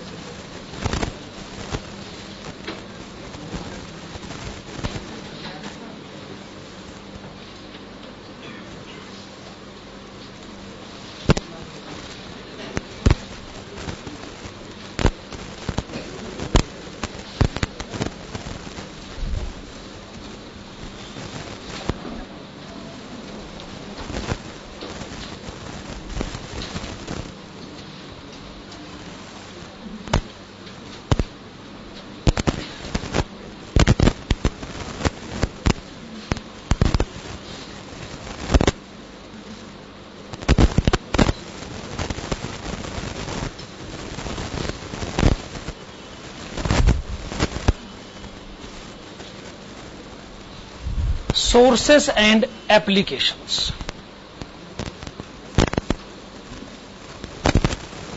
ठीक है ना, मेन कंसेप्ट तो यही है हमारा। सोर्सेस यानी यहां पर आप लिखना चाहेंगे वो सारे ट्रांजैक्शंस जिनकी वजह से वर्किंग कैपिटल बढ़ गया, एप्लीकेशन जिनकी वजह से वर्किंग कैपिटल घट गया। ठीक है ना, चलिए सोर्सेस में सबसे पहले लिखिएगा फंड्स फ्रॉम ऑपरेशंस।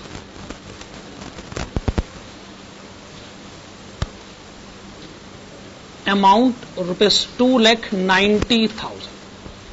ठीक है ना, हम जो बिजनेस करते हैं उसकी वजह से वर्किंग कैपिटल बढ़ गया 2,90,000।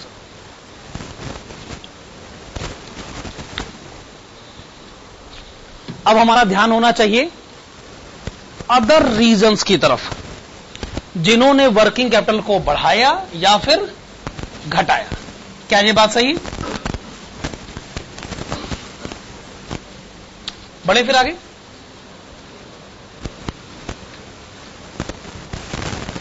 हाँ जी, लायबिलिटी साइड पर आइएगा।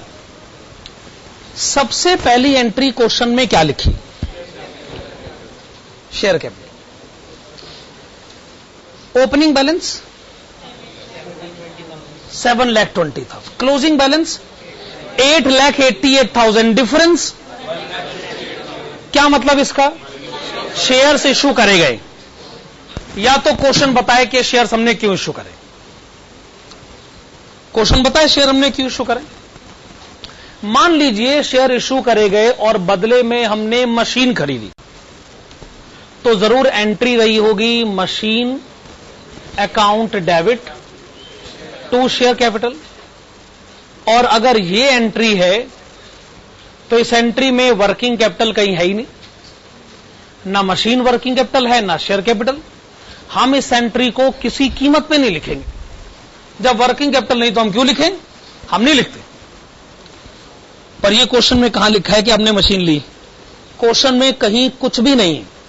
इसका मतलब हमने शेयर्स वैसे इशू करे हैं जैसे नॉर्मली इशूड होते हैं। एंट्री क्या रही होगी?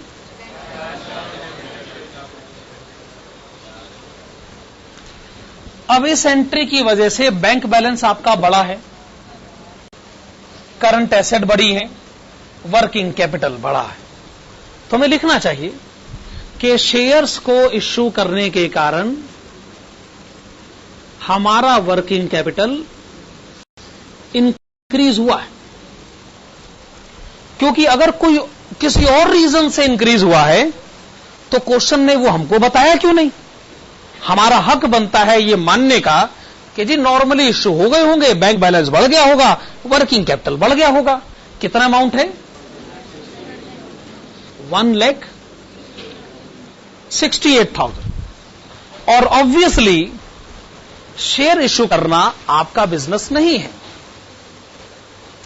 आप अपने बिजनेस को ऑलरेडी डिस्कस कर चुके हैं, तो प्लीज अब जरा बाकी रीजंस पर डिस्कशन कर लिया जाए, जिन्होंने वर्किंग कैपिटल बढ़ाया है या घटाया है।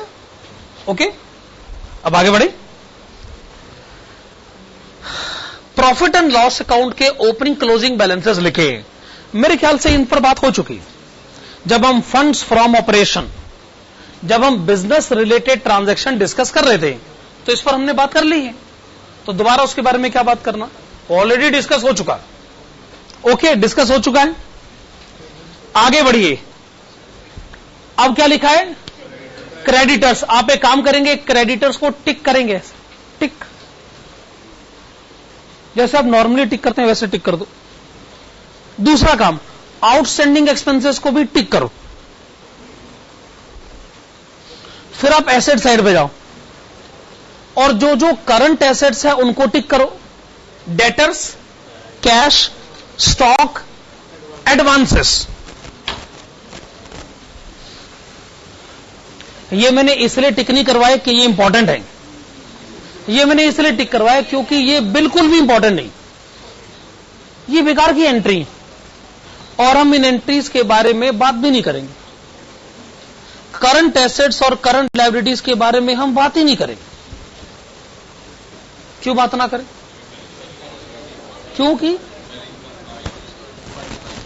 अच्छा, एक लॉजिक तो ये बता रहे हैं कि देखिए, जब आप बिजनेस रिलेटेड बातें कर रहे थे तो ऑलरेडी आप बता तो चुके हो बिजनेस रिलेटेड बातें कितनी करोगे, ये कह रहे ना, हद हो गई, बिजनेस पर ही डिस्कशन करे जा रहे हो। मेरी समझ में नहीं आता आप अदर रीजंस पर कब डिस्कशन करोगे। क्या फंड्स फ्रॉम ऑपरेशन पर बात करते समय बिजनेस के सभी मैटर्स पर बात हो चुकी थी, और करंट एसेट और करंट लायबिलिटीज के सारे मैटर्स बिजनेस रिलेटेड ही होते हैं, तो बात सही है, हमें उनके ऊपर दोबारा बात नहीं करनी चाहिए। ये तो एक लॉजिक हो गया। दूसरा लॉजिक सुनिए, देखिए, डेटर्स, क्रेडिटर्स, इन सब के कम होने से वर्किंग कैपिटल पर असर पड़ता ही नहीं, मतलब इनके बढ़ने कम होने से वर्किंग कैपिटल पर असर ही नहीं पड़ता। जैसे मान लीजिए डेटर से पैसे मिल गए, एंट्री बताओ, bank account debit to debtors, bank balance बढ़ गया, डेटर्स कम हो गया, वर्किंग कैपिटल फिर वहीं का वहीं। क्रेडिटर्स को हमने पैसे दे दिए, creditors account debit to bank, creditors भी कम होगा, बैंक भी कम होगा, वर्किंग कैपिटल फिर वहीं का वहीं। तो अगर डेबिट होने वाली भी एंट्री करंट है, क्रेडिट होने वाली भी एंट्री करंट है, तो वर्किंग कैपिटल पर असर क्या पड़ा, कुछ भी नहीं। इसलिए जब भी आप फंड्स फ्लो स्टेटमेंट बनाएं तो करंट एसेट, करंट लायबिलिटीज को आप इसलिए टिक कर लें क्योंकि एक, वो फंड्स फ्रॉम ऑपरेशन में ऑलरेडी डिस्कस हो चुके।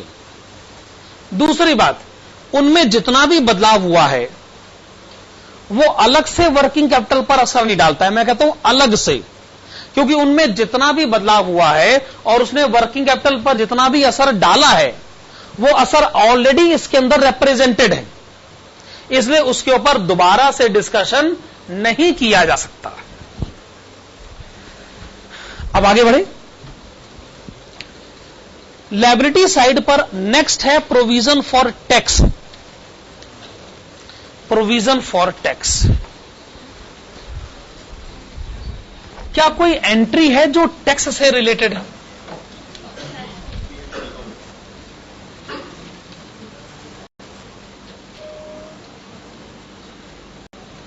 वैसे जरूरी तो नहीं है, पर अकाउंट बनाने से कंसेप्ट थोड़ा क्लियर हो जाता है, सिचुएशन भी आसान हो जाती है, पर जरूरी नहीं कि आप ऐसे अकाउंट बनाएं। कई स्टूडेंट्स बिना अकाउंट बनाए भी डील कर लेते।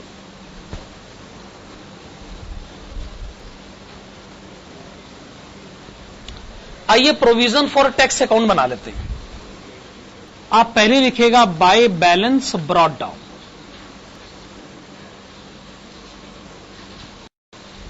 जब यह साल शुरू हुआ तो आपने गवर्नमेंट को कितना टैक्स देना था? जवाब है 24,000 रुपए, है ना। जब यह साल खत्म हुआ तो बताइए आपने गवर्नमेंट को कितना टैक्स देना है? 26,400 रुपए, है ना। जो टैक्स आप गवर्नमेंट को इस साल पे करेंगे वो होना चाहिए टू बैंक अकाउंट।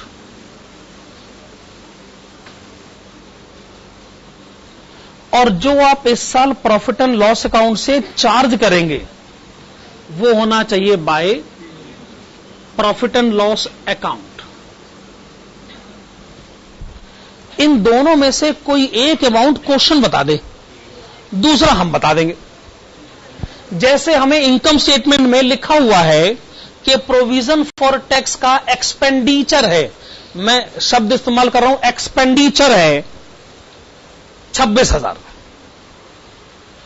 इसका मतलब आप कहते हैं इस साल का एक्सपेंडिचर है 26,000। मैं फिर कह रहा हूं, इस साल का एक्सपेंडिचर है 26,000। डेबिट साइड पे बैलेंसिंग फिगर कितना आ रहा है?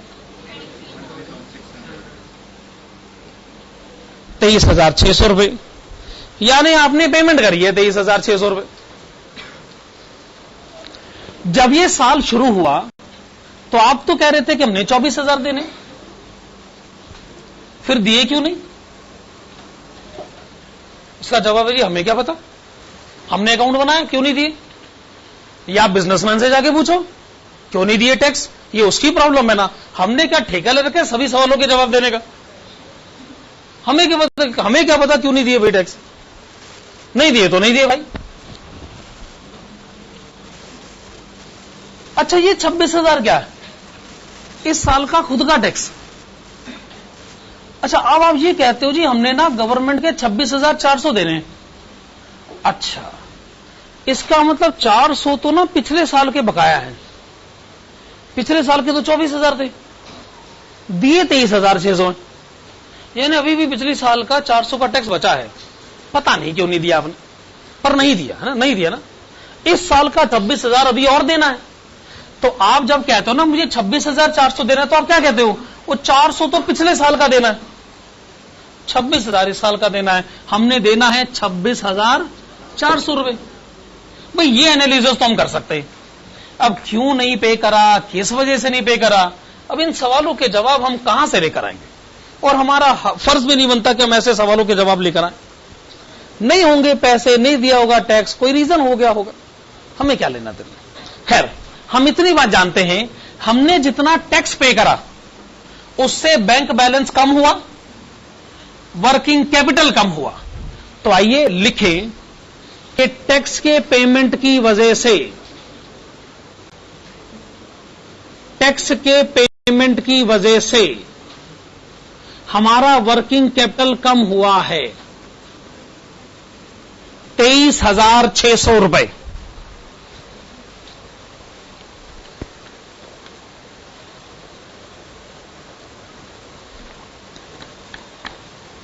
ठीक है, टैक्स की सिचुएशन डिस्कस कर ली आप लोगों ने। अब कौन सी सिचुएशन है? प्लांट एंड इक्विपमेंट, जो एक्यूमुलेटेड डेप्रिसिएशन तो है ही, एसेट साइड पर भी लिखा है। अच्छा, एसेट साइड पर तो लैंड एंड बिल्डिंग भी लिखा है भाई। चलो पहले लैंड एंड बिल्डिंग डिस्कस कर लेते हैं। Opening balance 96,000, closing balance 1,92,000, sorry, हाँ 1,92,000। इसका क्या मतलब है? आपने लैंड एंड बिल्डिंग खरीदी है तो फिर पेमेंट भी करी होगी, पेमेंट करी है तो बैंक बैलेंस कम हुआ होगा, वर्किंग कैपिटल कम हुआ होगा, तो लिख लेते हैं इसको, purchase of land and building.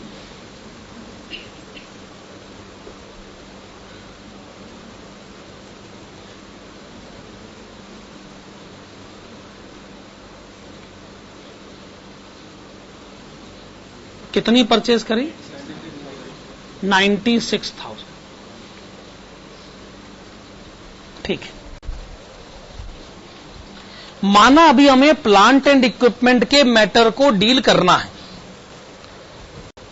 पर मैं एक्चुअली चाहता हूं कि बाकी सारे मैटर पहले डिस्कस हो जाए, फिर देख लेंगे प्लांट एंड इक्विपमेंट। कोई एंट्री आपसे छूट रही है कहीं? डिविडेंड, आपने डिविडेंड कितना पे करा है? 1,44,000 रुपए। भाई जितना डिविडेंड आपने पे करा है, ऑब्वियसली उसके कारण आपका वर्किंग कैपिटल कम हुआ।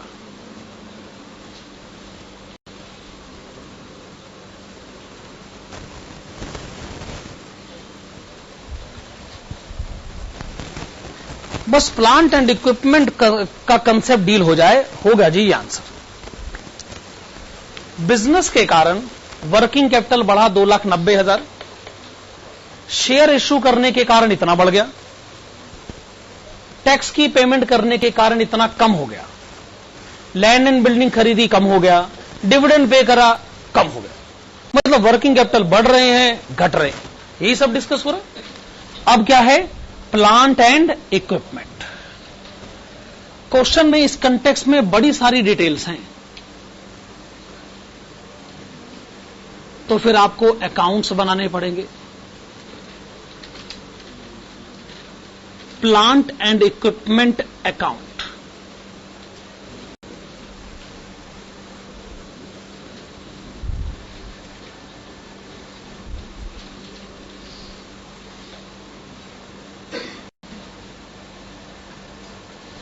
आपने बनाया plant and equipment account.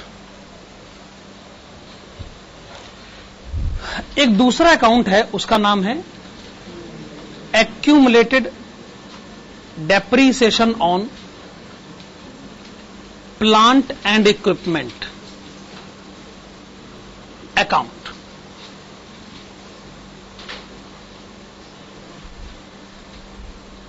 Accumulated depreciation on plant and equipment account.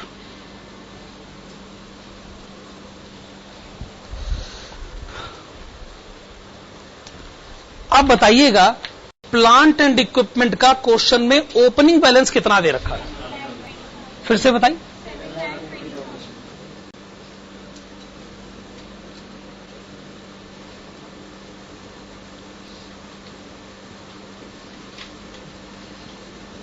Closing balance 11,52,000।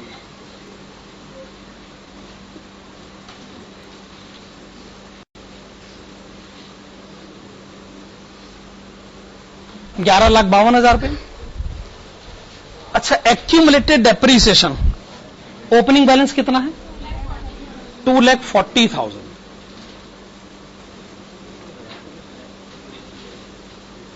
और एक्यूमुलेटेड डेप्रीसिएशन क्लोजिंग बैलेंस कितना? 2,64,000।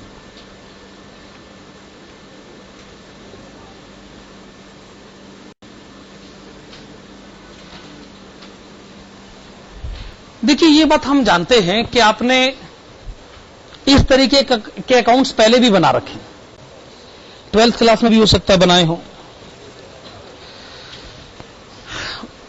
जो मैं आपको बता रहा हूं, अगर आप वैसे पढ़ोगे ना तो बाद में आपको काफी मदद मिलेगी।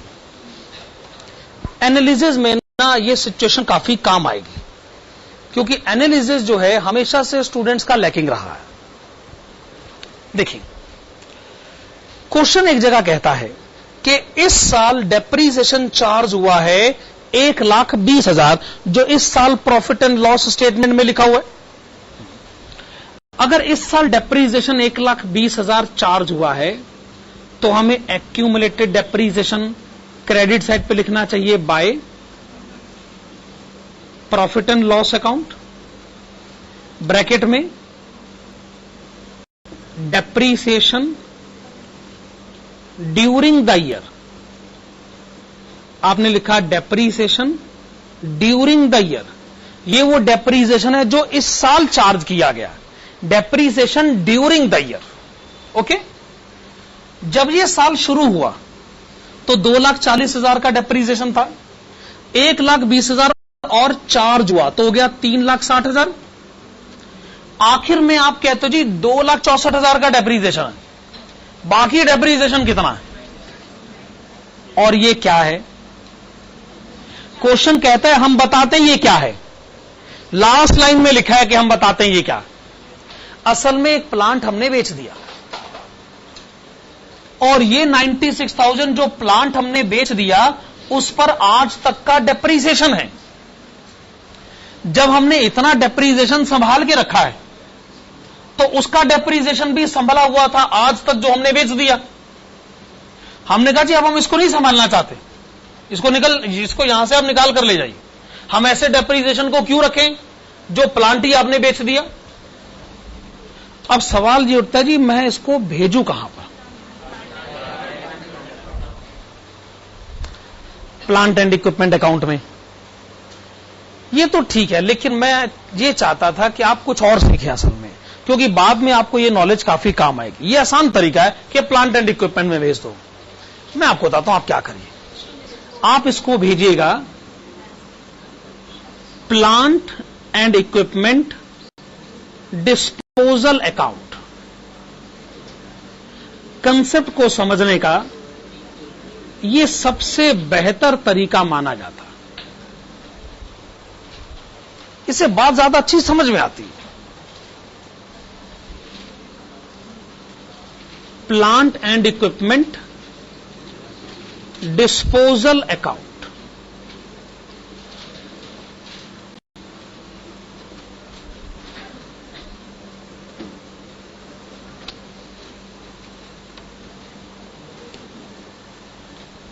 डिस्पोजल अकाउंट, तो डिस्पोजल अकाउंट की क्रेडिट साइड पर एंट्री आ जाएगी ना, बाय एक्यूमुलेटेड डेप्रीसिएशन अकाउंट 96,000। ठीक है ना। अच्छा, लास्ट लाइन में यह भी तो लिखा है कि आपने पुराना एक इक्विपमेंट जो कभी 1,44,000 का आपने खरीदा था, आज आपने बेच दिया। तो प्लांट एंड इक्विपमेंट अकाउंट कहेगा मैं इसको क्यों संभालूं, फिर मेरे हिसाब से इसको भी बाहर निकाल कर ले जाइए। 1,44,000 मैं इसको नहीं संभालना चाहता हूं, क्योंकि अब इसको बेच दिया गया है। और आप लिखेंगे by plant and equipment disposal account. Disposal account debit side पर आ जाइए to plant and equipment account.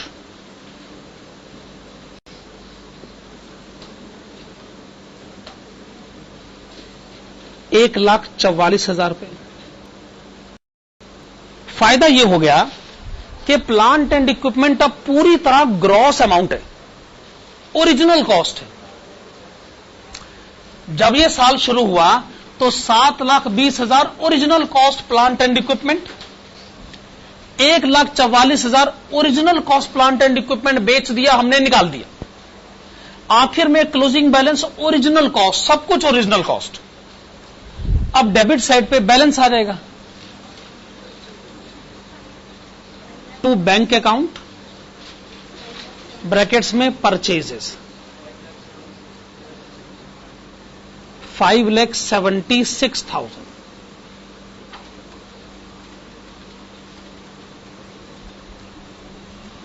है कि नहीं? कम से कम अब हम बात को ठीक ढंग से कह तो पा रहे हैं। 5,76,000 सब कुछ ओरिजिनल कॉस्ट। अब लास्ट में आ जाइए आप डिस्पोजल अकाउंट में।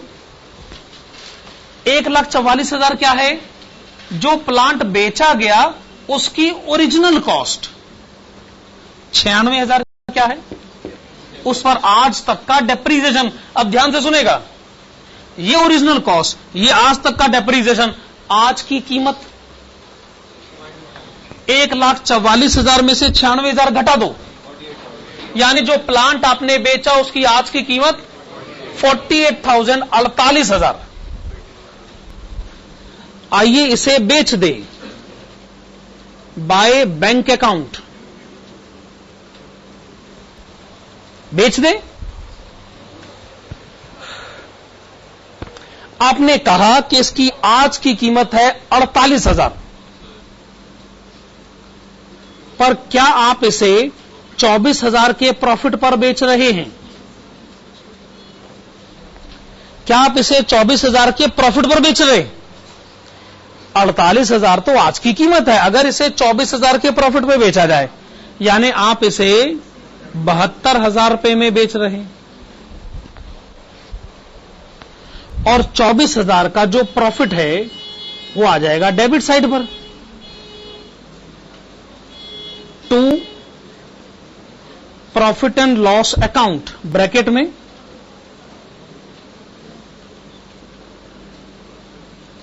Profit on cell.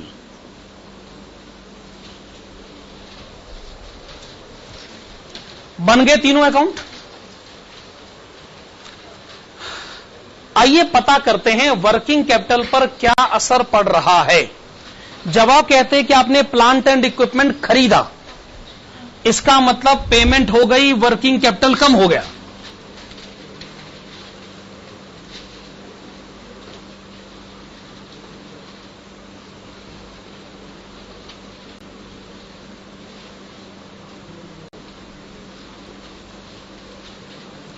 Purchase of plant and equipment 5,76,000। जब आप कहते हैं कि आपने प्लांट एंड इक्विपमेंट बेच दिया, बैंक बैलेंस बढ़ गया, वर्किंग कैपिटल बढ़ गया।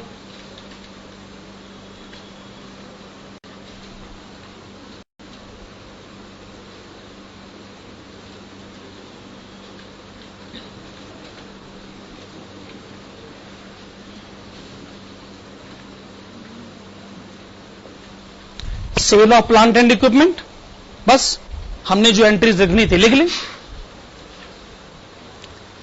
अब आप फंड्स फ्लो स्टेटमेंट में आ जाइए। फंड्स फ्लो स्टेटमेंट में सोर्सेस आपको क्या बता रहा है? वर्किंग कैपिटल बढ़ने के रीजंस। एप्लीकेशंस वर्किंग कैपिटल घटने के रीजंस। क्या लगता है, वर्किंग कैपिटल घट ज्यादा गया ना? डिक्रीज का एप्लीकेशंस का टोटल क्या है?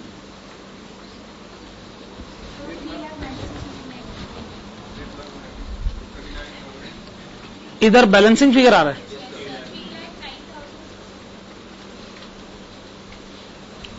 $3,09,600। एप्लीकेशंस का टोटल ज्यादा पाया गया, सोर्सेस का टोटल कम है। तो बैलेंसिंग फिगर अगर इधर आ जाए तो उसको हम कहना चाहेंगे net decrease in working capital.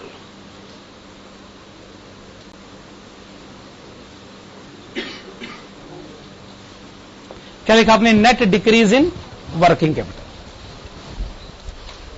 यह फंड्स फ्लो स्टेटमेंट का आंसर है। इसके आंसर के लास्ट स्टेप में क्या करना होता है?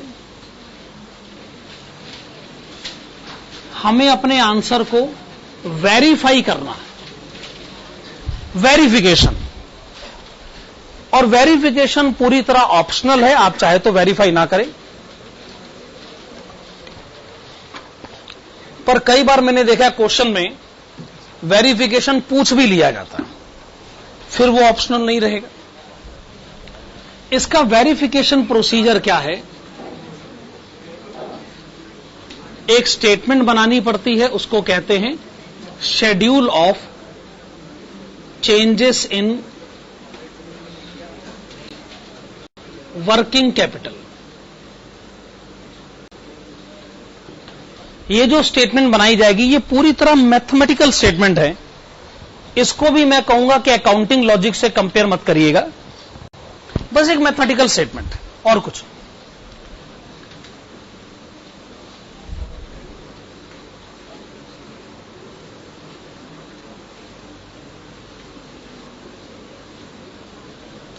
पहली बैलेंस शीट की डेट 31 दिसंबर 2011। सेकंड बैलेंस शीट की डेट 31 दिसंबर 2012।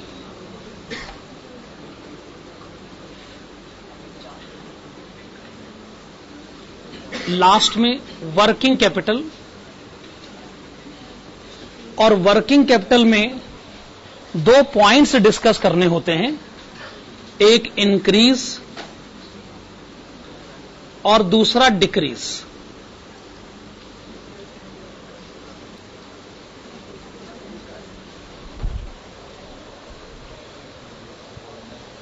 मैं फिर कह रहा हूं ये मैथमेटिकल कैलकुलेशन है, इसका किसी अकाउंटिंग लॉजिक से कोई लेना देना, बस एक मैथमेटिकल कैलकुलेशन और कुछ नहीं।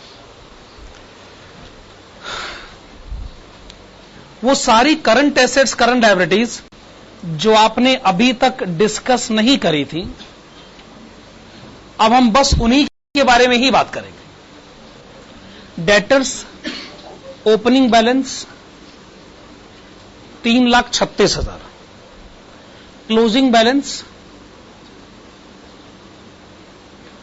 3,72,000। सीधी सी बात है, बताइए डेटर्स बैलेंस कितना बढ़ गया। आप इसको increase in working capital record करेंगे। हालांकि डेटर्स के कम होने बढ़ने से वर्किंग कैपिटल पे फर्क नहीं पड़ता, क्योंकि डेटर्स कम हो गया तो बैंक बैलेंस बढ़ गया। पर मैं आपको बता रहा हूं कि मैं कह रहा हूं कि आप अकाउंटिंग लॉजिक क्यों लगा रहे हैं। मैं सिर्फ इतनी सी बात पूछ रहा हूं, बताओ डेटर्स कितना बढ़ गया। ये मैथमेटिकल कैलकुलेशन है, इसको अकाउंटिंग लॉजिक पर मत लेके जाइए, बस मैथमेटिकल कैलकुलेशन। डेटर्स कितना बढ़ गया जी, इतना बता दो बस।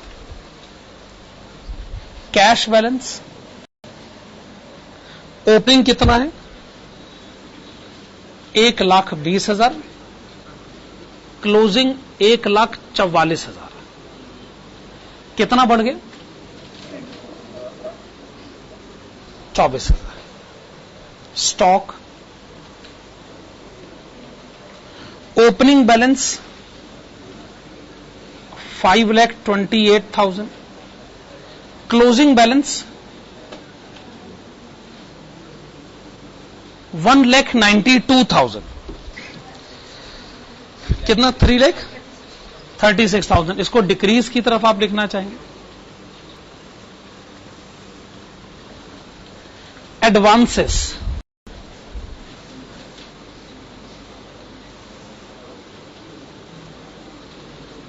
15,600 रुपए ओपनिंग, 18,000 क्लोजिंग, बढ़ गया 2,400 रुपए। ये करंट एसेट्स थी ना सारी। अब current liabilities,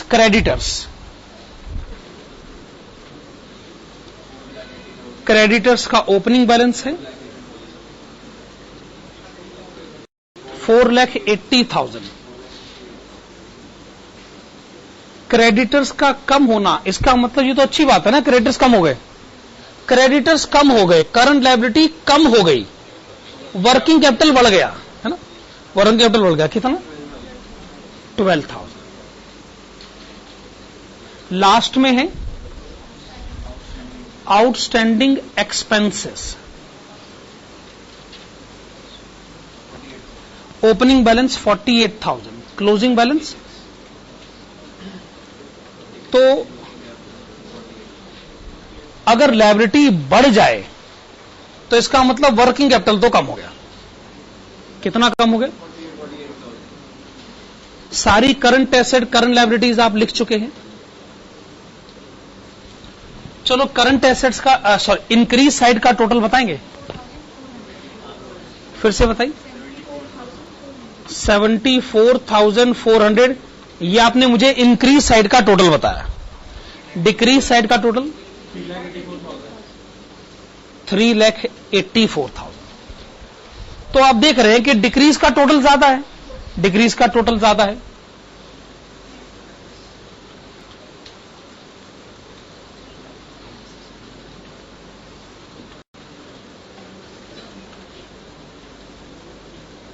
net decrease in working capital,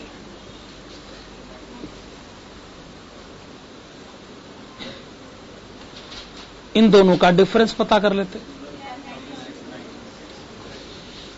3,09,600। ये हमने फंड्स फ्लो स्टेटमेंट का पहला क्वेश्चन करा है। फंड्स फ्लो स्टेटमेंट का तो पहले ही क्वेश्चन करा है। मुझे लगता नहीं कि अभी आप रिविजनरी क्वेश्चन अटेम्प्ट कर पाएंगे। आप कोशिश कर सकते हैं, पहला क्वेश्चन करके देख लीजिएगा, अगर हो जाए तो ठीक है, तो अगली क्लास के बाद तो पक्का कर सकते। चलिए क्लास खत्म करते हैं अपनी। Thank you.